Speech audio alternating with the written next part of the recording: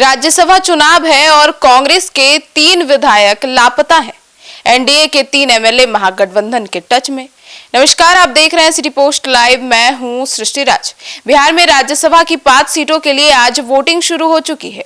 एक दिन पहले तक एनडीए और महागठबंधन दल के नेता अपने विधायकों को एकजुट करने में जुटे रहे।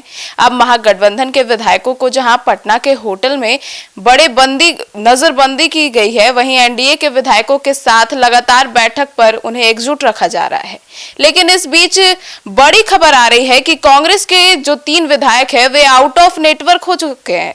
अब क्या हो रहा है और क्या होने वाला है, इसके ऊपर विस्तार से जानकारी देंगे चीफ एडिटर श्रीकांत पितु सर। सर, कांग्रेस के तो जो विधायक है वो गायब है और खेला करने वाले हैं। अब देखिए, खेला तो दोनों तरफ से खेला की तैयारी है। कांग्रेस के वाल्मीकि नगर के विधायक सुरेंद्र प्रसाद कुशवाहा कांग्रेस नेता के संपर्क में नहीं आ रहे हैं। फिलहाल उनसे संपर्क नहीं हो पा रहा है। खूब कोशिश जारी रही, रात भर कोशिश होती रही, लेकिन वो नहीं मिले। इनका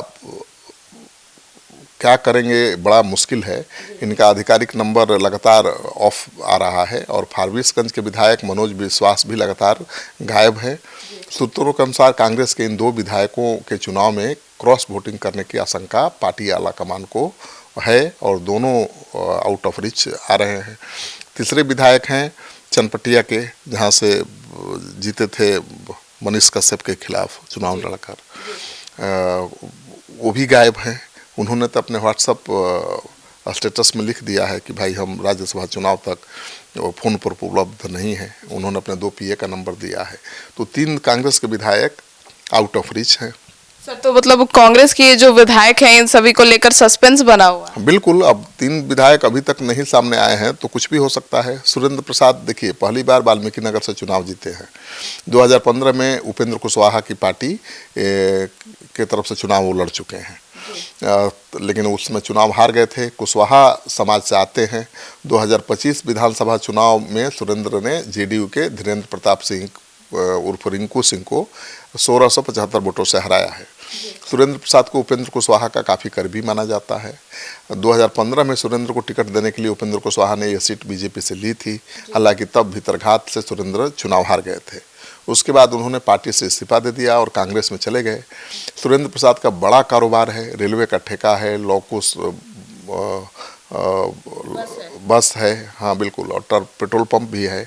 जब तक विधायक नहीं थे तब तक उनको ज़्यादा दिक्कत नहीं थी।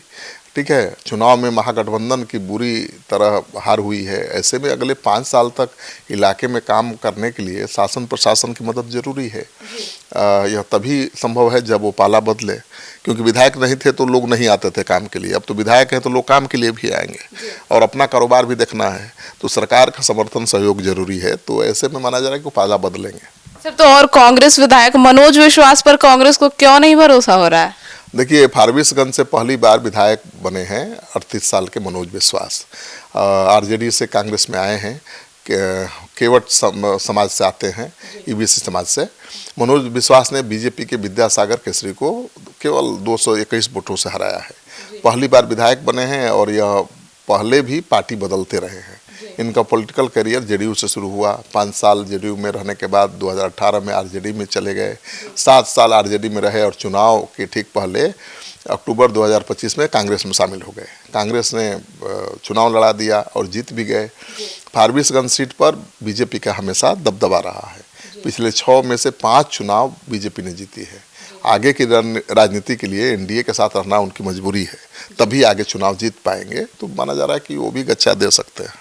सर, तो क्रॉस वोटिंग की जो संभावना है वो सिर्फ महागठबंधन के लिए है या एनडीए में भी हो? नहीं, दोनों तरफ है। देखिए, महागठबंधन के नेता भी लगातार एनडीए के विधायकों के संपर्क में हैं। 3 विधायकों के साथ उनकी बात चल रही है, जैसा कि दावा किया जा रहा है।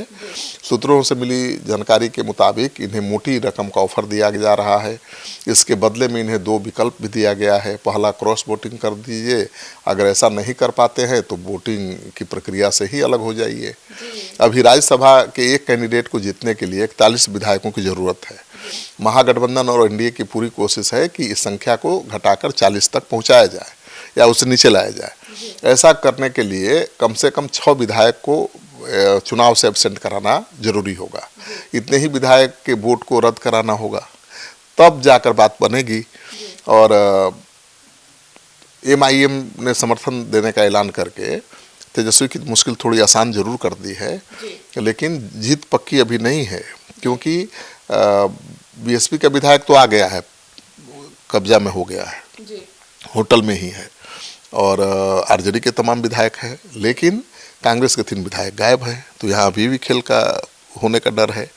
दूसरी तरफ IP गुप्ता जो तेजस्वी यादव के दाहिना हाथ बने हुए हैं, अपनी पार्टी के सुप्रीमो हैं, इकलौते विधायक हैं, उनका तो दावा है कि अगर एनडीए अगर 3 विधायकों को अपने पाले में ले जाता है तो उनकी तरफ से तैयारी है कि कम से कम 5-6 एनडीए के विधायक इधर आए। मतलब जोड़ तोड़ की राजनीति जारी है और पैसे की कमी है नहीं। तो अब ये देखना दिलचस्प होगा कि एनडीए का कौन विधायक, सत्ताधारी दल है ना भाई, उसका कौन विधायक हिम्मत करता है, क्योंकि इसमें वोट छुपा कर नहीं देना होता है। विधायक जो वोट देते हैं वो पता चल जाता है, उनको एजेंट को दिखाना पड़ता है, पोलिंग एजेंट को। अगर बिना दिखाए आप वोट डाल दीजिएगा तो इनवैलिड हो जाएगा, तो वोट तो दिखा कर ही देना है। कौन एनडीए के 3 ऐसे साहसी विधायक हैं जो सरकार में रहते हुए सरकार के खिलाफ जाकर RJD के उम्मीदवार के लिए वोट करेंगे? उनकी राजनीति तो एनडीए में खत्म हो जाएगी। तो ये देखना दिलचस्प है। दावा तो है IP गुप्ता का, तेजस्वी यादव भी दावा कर रहे हैं कि खेला हो गया है, लेकिन अब असली खेला तो अब पता चलेगा, क्योंकि वोटिंग शुरू हो चुकी है। कुछ देर में नतीजे भी सामने आ जाएंगे, आज ही रिजल्ट निकलना है। 4 सीटों पर तो जीत एनडीए की तय मानी जा रही है। 5वीं सीट को लेकर रसाकसी है। हाँ, 5वीं सीट को लेकर RJD और एनडीए के बीच घमासान है।